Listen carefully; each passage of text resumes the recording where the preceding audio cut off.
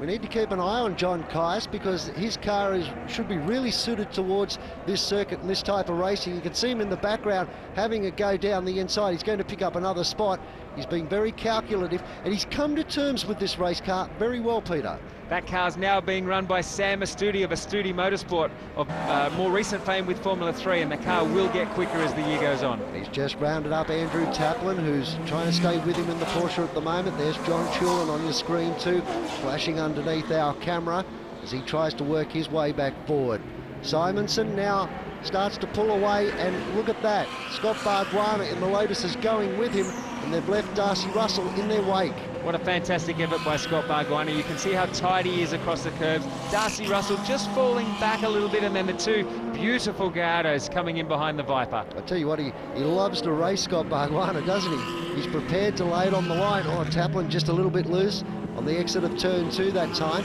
A lot of bumps on the approach to turn 3, been unsettling the cars right across the weekend. Yeah, that's right. It's, as I mentioned before, very difficult to set the cars up. And you mentioned Scott Bargwanna comes from a long reign of famous racing drivers here in Australia. Obviously, his cousin Jason is racing, and Alf and John from the Sutherland Shire in New South Wales, also former racing drivers. And a variety of different types of cars too. A lot of them production-based, and that's why they're so good. For more information on the series, gtchampionship.com.au is the website. Go and take a look at the driver profiles, and of course the calendar. Have a look at this. Caius goes down the inside of Hector Lester, can't get it done. Lester gave him racing room too, was very polite about it. Doesn't get so polite on the exit of the turn though, but hey. Hector Lester gets a little defensive on the outside. I thought Caius had done enough then to get up the inside, but not on that particular occasion. The slowest corner on the track, and Caius will have to find another way around the track. But Scott Bargwanna continues to stay in the mirrors of Alan Simonson.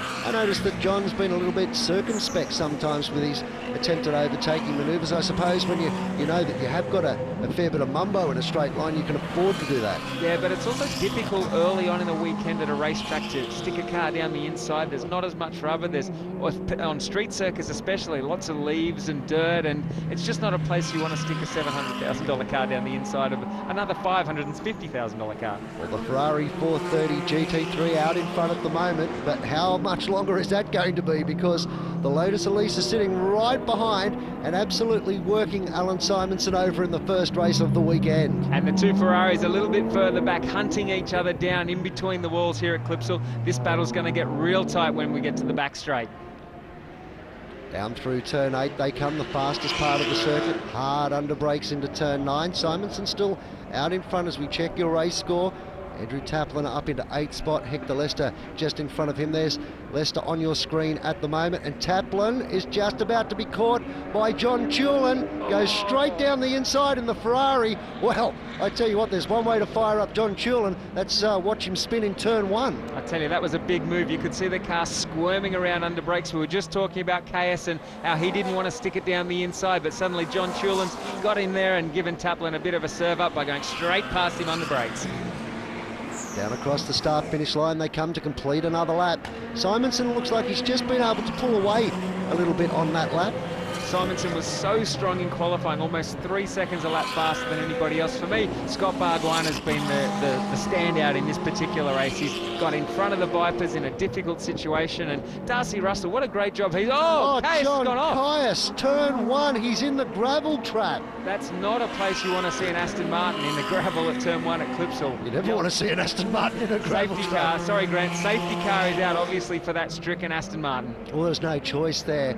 Very precarious position. It looks like there's a problem with the left-hand rear of that car. Didn't look to be sitting all that well. Now, whether that's the cause or the result as John Caius walks away, well, he'll know, and we'll find out probably at the end of race 1. He's all right, and that's a good sign to see John out of that car, but there were some massive skid marks on the way in. The rest of the field now forms up behind the safety car, and you were right, Grant, well picked. There is a little problem on the left rear of that car. Yeah, well, it's missing at the moment. Oh, scraping that onto the back of an all-uplift. We're back under race conditions, and look at Scott Bargwanna. He's got another breath.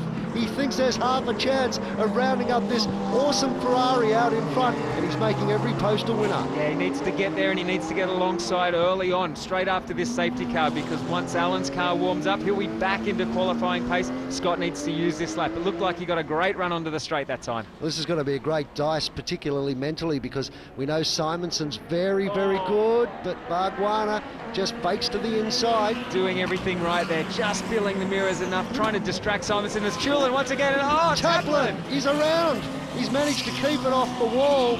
It really was a good job under serious pressure.